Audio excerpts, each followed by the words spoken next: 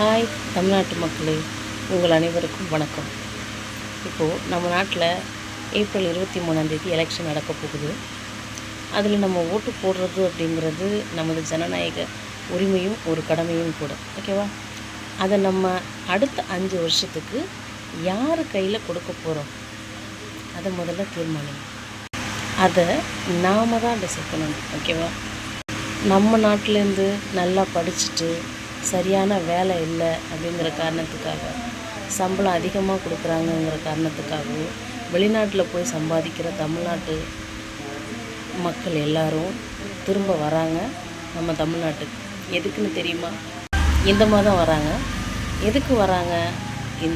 இந்த மாதம் வர்றாங்க வந்துக்கிட்டே இருக்காங்க. எதுக்கு தெரியுமா?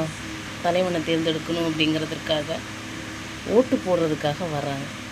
யாருக்கு ஓட்டு போட வராங்க? அதுக்கு நீங்கள் தான் ஆன்சர் சொல்லணும். நான் சொல்லலப்பா. என்னோடய எய்மெல்லாம் சிறந்த தலைவனை உட்கார வைக்கணும்.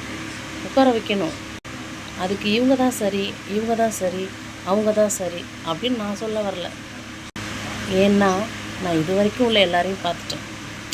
இதுக்கப்புறம் புதுசாக யாராச்சும் ஒருத்தர் உட்கார வச்சு அவர் என்ன பண்ணுவார் அப்படின்னு சொல்லி நான் பார்க்கணும் இல்லையா?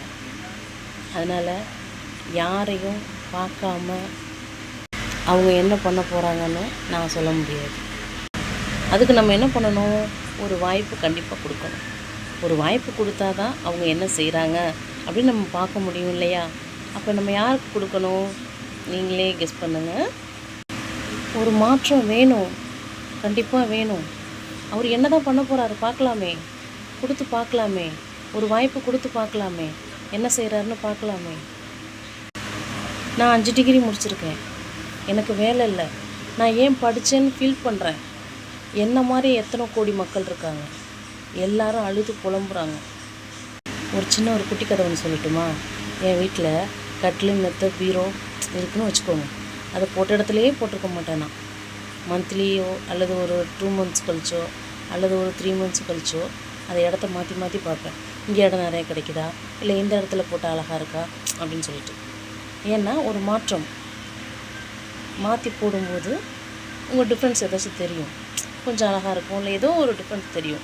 அப்போது ஒரு கட்டில், பீரோ இதெல்லாம் மாற்றி நம்ம செட் பண்ணி பார்க்கும்போதே ஒரு மக்களுக்கு அந்த டிஃப்ரென்ஸை பார்த்துட்டு சந்தோஷப்படுறேன்னா, ஒரு சிஎம்மை சூஸ் பண்ணுறதுல எவ்வளோ சிந்திக்கணும். கவனம் தமிழ்நாட்டு மக்களே, கவனம். அப்படி இல்லைன்னா நீங்கள் யாரை வேணாலும் தேர்ந்தெடுத்துக்கோங்கப்பா. இல்லை, நான்லாம் போட்ட இடத்துலையே அப்படியே தான் போட்டு வச்சுருப்பேன், எதுவும் பண்ண மாட்டேன்.